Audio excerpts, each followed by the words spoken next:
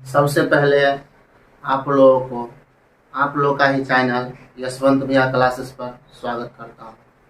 आज से हम लोग क्लास 10वीं का गणित पिछले 13 वर्षों से जो क्वेश्चन ऑब्जेक्टिव पूछा गया था सबको हम बारी बारी से हल करेंगे।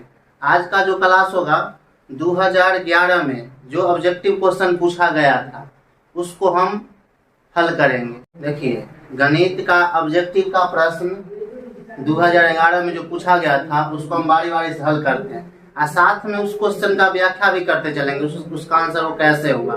देखिए, पहला प्रश्न है निम्नलिखित में कौन परमेय संख्या है। तो सबसे पहले परमेय संख्या और अपरमेय संख्या हम लोग को मालूम होना चाहिए। देखिए, हम बहुत ही शॉर्टकट में बता रहे हैं परमेय संख्या क्या होता है। देखिए, परमेय संख्या वैसा संख्या होगा जिसका पूर्ण वर्गमूल निकल जाएगा। जैसे कि मान लीजिए √4 है। अब 4 को देखिए अभाज्य गुणनखंड कीजिए तो 4 का अभाज्य गुणनखंड कीजिएगा तो 2 × 2 होगा, यानी इसका जोड़ा लग रहा है। और जब भी इसका जोड़ा लग जाएगा तो यह हो जाएगा परमेय संख्या। जैसे ले लीजिए √9, तो √9 का वर्गमूल निकालिएगा तो 3 हो जाएगा, ये भी परमेय संख्या हो गया। अब रही बात अपरमेय संख्या की। अपरमेय संख्या क्या होता है? तो देखिए, अपरमेय संख्या हम उस संख्या को बोलेंगे जब उसका पूरा वर्गमूल नहीं निकलेगा। जैसे देख लीजिए √2 का पूर्ण वर्ग नहीं निकल रहा है।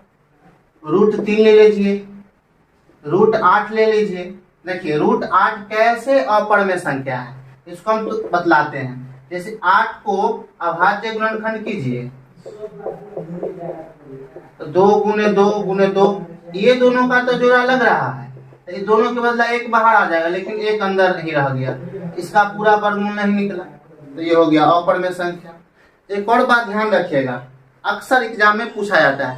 एक क्वेश्चन तो ये इस टाइप का पूछेगा है, एक क्वेश्चन और आता है कि परमेय संख्या और अपरमेय संख्या का जोड़ क्या होगा। तो याद रखिएगा, परमेय संख्या और अपरमेय संख्या का जोड़ हमेशा अपरमेय होगा। परमेय संख्या और अपरमेय संख्या का गुणा पूछे, भाग पूछे, कुछ भी पूछे, हमेशा अपरमेय होगा।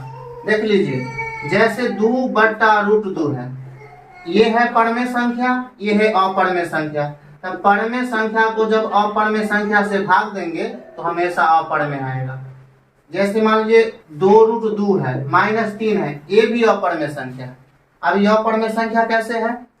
देखिए, यहाँ पर रूट आ गया और इसका वर्गमूल नहीं निकलेगा। जैसे ही वर्गमूल नहीं निकलेगा इसका मतलब समझ जाएगा यह अपरमेय संख्या है। एक चीज हमेशा ध्यान रखिएगा कि परमेय अपरमेय संख्या का जोड़ अपरमेय होता है, परमेय अपरमेय संख्या गुणा भी अपरमेय होता है, परमेय और अपरमेय संख्या का भाग भी अपरमेय होता है। ये पहला प्रश्न देख लीजिए, इसमें कौन परमेय संख्या है। अब ये तो क्लियर दिखाई दे रहा है कि अपरमेय संख्या है, क्योंकि इसका तो वर्गमूल निकलेगा ही नहीं। ये भी देख लीजिए, ये है परमेय और ये है अपरमेय, ये भी अपरमेय हो गया, क्योंकि अभी हम बतलाए थे परमेय और अपरमेय का जोड़ अपरमेय होता है।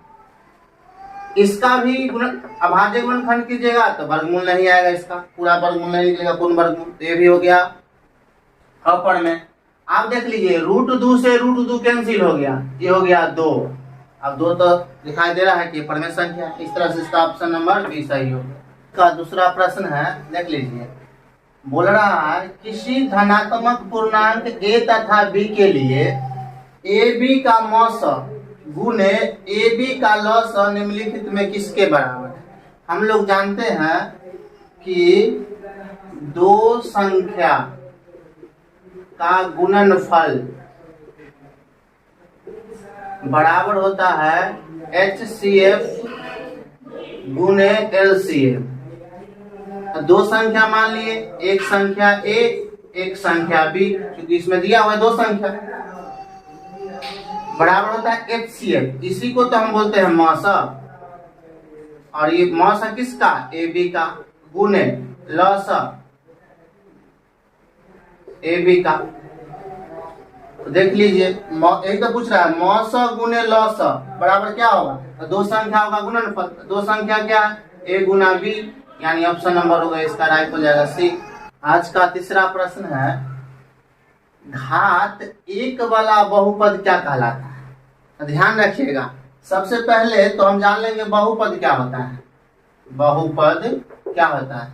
तब बहुपद जब चर का मान पूर्ण संख्या हो, जैसे मान लीजिए पूर्ण संख्या क्या होता है, पूर्ण संख्या क्या होता है, देखिए बहुपद क्या होता है, तो जब चर का पावर पूर्ण संख्या हो। पूर्ण संख्या का मतलब जो संख्या 0 से स्टार्ट होता है, जैसे x के पावर 0 ये भी बहुपद है, x के पावर 1 ये भी बहुपद है, x के पावर 2 ये भी बहुपद है। तब बहुपद का प्रकार होता है, ये हो गया शून्य है पावर में तो शून्य बहुपद। जब चर का पावर 1 हो तो उसको बोलेंगे रैखिक बहुपद। जब किसी चर का पावर 2 हो तो उसे बोलेंगे द्विघात बहुपद। जब किसी चर का पावर 3 हो तो त्रिघात बहुपद। यानी हाईएस्ट पावर देखेंगे कि किसी बहुपद में हाईएस्ट पावर कितना है। देखिए इसमें हाईएस्ट पावर कितना है, सबसे बड़ा पावर कितना है, सबसे बड़ा घात कितना है, इसका सबसे बड़ा घात कितना है 3। एक और बात ध्यान दीजिएगा कि बहुपद में जो शून्य होता है उसके घात के बराबर होता है। मान लीजिए क्वेश्चन दे देगा ऐसा, आप बोलेगा इसका शून्य ज्ञात करिए, तो सबसे पहले देखिएगा कि इसका घात कितना है, और जो घात होगा वही शून्य के बराबर होता है। तो देख लीजिए अधिकतम घात कितना है 4, ये चरघात बहुपद हो गया। अब प्रश्न में बोल रहा है कि घात एक वाला बहुपद क्या कहलाता है, तो घात एक वाला बहुपद रैखिक बहुपद कहलाता है।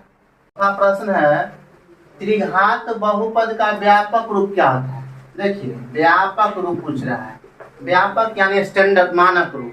जैसे एक तरह से देहात में सुनते हो फर्मा, हर चीज का फर्मा होता है, जैसे ईटा बनाने का फर्मा, उसी तरह देखिए जैसे मान लीजिए अगर पूछ देगा द्विघात बहुपद का व्यापक रूप, तो इसका हो जाएगा ax² bx + c। देखिए abc क्या होता है, अचर कोई संख्या। जैसे मान लीजिए 2x 2 दे देंगे, देखिए यहाँ पर क्या किए, a का वैल्यू 2 दे दिए, b का 6 दे दिए, c का पूछा, मतलब यही फर्मा पर द्विघात बहुपद होगा। ये यानी कहने का मतलब जो है ये हो गया द्विघात बहुपद का। लेकिन यहाँ पूछ रहा है त्रिघात बहुपद का व्यापक रूप। देखिए त्रिघात का यानी हाईएस्ट पावर 3 होगा, ax³ bx² cx + d।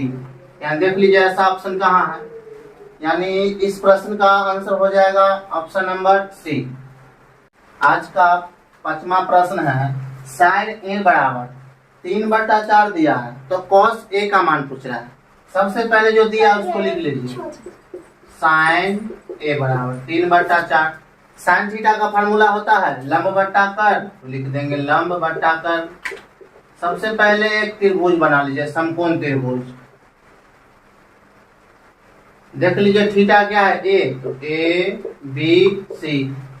sin theta का फार्मूला होता है लंब बट्टा कर्ण। देख लीजिए लंब कितना है 3, कर्ण कितना है 4। आधार नहीं दिया, आधार निकाल लीजिएगा। सबसे पहले आधार का फार्मूला होता है कर्ण स्क्वायर माइनस लंब स्क्वायर। कर्ण देख लीजिए 4 का स्क्वायर माइनस लंब 3 का स्क्वायर।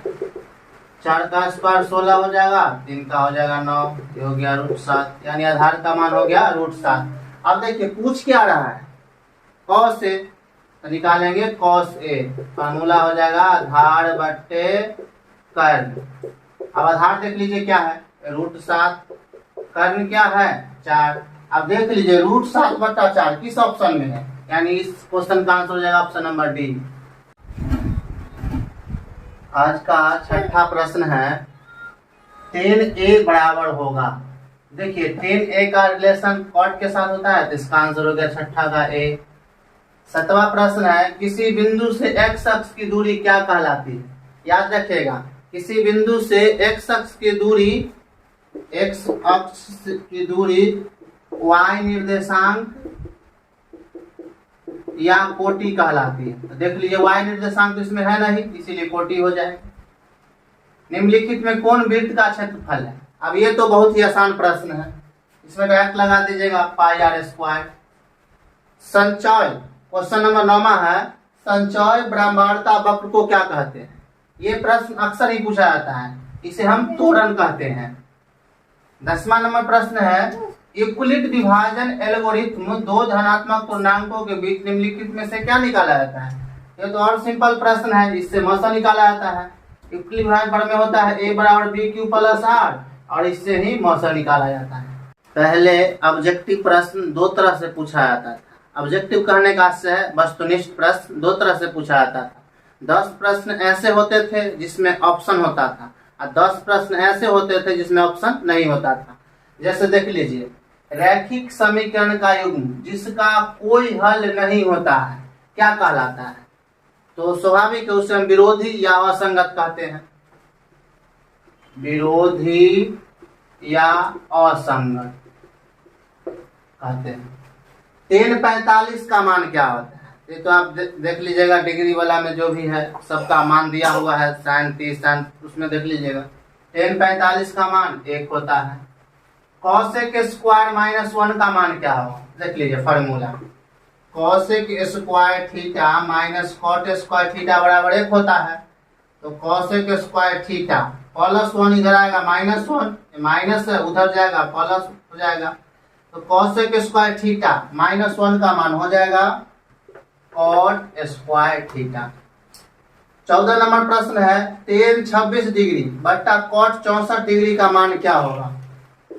tan 26 डिग्री बट्टा cot 64 डिग्री का मान, tan को हम लिख सकते हैं 90 डिग्री माइनस 64 हो जाएगा cot 64। अब देख लीजिए tan 90 डिग्री माइनस थीटा बराबर cot और थीटा के मान है 64, ये हो गया cot 64, कैंसिल आउट हो गया 1 हो गया, यानी इसका ही मान 1 हो जाएगा। सूत्र m1x2 m2x1 बट्टा m1 plus m2 m1y2 plus m2y1 बट्टा m1 प्लस m2 क्या कहलाता है? इस फार्मूला को हम विभाजन फार्मूला कहते हैं। विभाजन फार्मूला दो तरह के होता है, एक होता है अंत विभाजन, एक होता है बाह्य विभाजन। तो ये हो गया अंत विभाजन, अंत विभाजन सूत्र। अगला है बिंदु 16 नंबर प्रश्न है, बिंदु x1 y1 और q x2 y2 के बीच की दूरी होगा। तो दो बिंदु के बीच की दूरी होता है x2 माइनस x1 के whole square plus y2 minus y1 के होल स्क्वायर।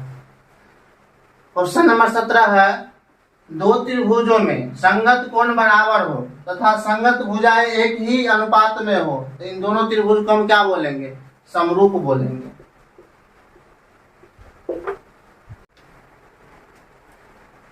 अठारह नंबर प्रश्न है, एक समकोण त्रिभुज में कर्ण का वर्ग शेष दो भुजाओं के वर्गों के योगफल के बराबर होता है। यह कथन किनका है? तो ये दिए थे पाइथागोरस, पाइथागोरस थ्योरम। दूसरा प्रश्न है, भले 19 नंबर प्रश्न है, 3.5 सेंटीमीटर वाले अर्धगोला के वक्र पृष्ठ का क्षेत्रफल निकालना है। अब देखिए त्रिज्या आपको दिया हुआ है 8, 3.5, अर्धगोला का वक्र पृष्ठ पूछ रहा है। अर्धगोला का वक्र पृष्ठ का क्षेत्रफल होता है 2πr²। अर्धगोला के वक्र पृष्ठ का क्षेत्रफल ध्यान रखिएगा, लगभग 2 साल बीच करके इसका फार्मूला पूछते रहता है। तो 2π का मान 22/7 होता है, r का मान देख लीजिए 3.5 गुने 3.5, चूंकि स्क्वायर है तो दुआ लिखना पड़ेगा। 2 गुने 22/7, इसको लिखेंगे 35/10 गुने 35/10। देखिए दशमलव के बदला में 1 हो गया, उसके बाद एक अंक है, एक सुना दे दीजिए, इसको कैंसिल आउट कर दीजिए। 2 5 7 5 35, और देख लीजिए ये से ये कैंसिल हो गया, गुना कर लीजिए, इसे ये कैंसिल हो गया, 11 11 7 77 सेंटीमीटर स्क्वायर हो जाएगा। 20 नंबर प्रश्न है, किसी प्रयोग की सभी प्रारंभिक घटनाओं की प्रायिकताओं का योग याद रखिएगा 1 होता है। आज हमने 2011 में पूछा गया क्लास 10वीं का मैथ का ऑब्जेक्टिव प्रश्न को बतलाए। अगर किसी प्रश्न में किसी प्रकार का दिक्कत होगा तो कमेंट में बतलाइएगा, मैं आपके लिए सदा तत्पर हूँ। और अगला वीडियो जल्द ही आएगा जिसमें रहेगा 2012 में पूछा गया गणित का क्वेश्चन। छात्रों एक बात जरूर ध्यान दीजिएगा, एक अच्छा छात्र की सबसे महत्वपूर्ण गुण क्या है कि वह हमेशा अध्यापक से प्रश्न पूछे और हमेशा प्रश्न पूछते रहिएगा।